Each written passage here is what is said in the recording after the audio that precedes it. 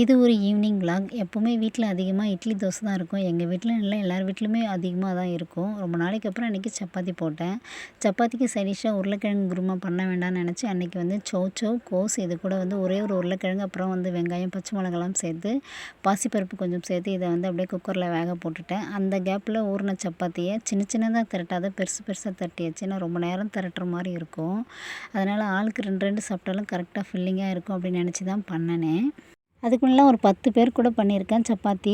கஷ்டமாவே தெரியாது. அதுவும் அடுப்புல தான் பண்ணியிருக்கேன். இப்போ ஒரு 4 பேருக்கு செய்றதே ரொம்ப மலப்பா தெரியுது.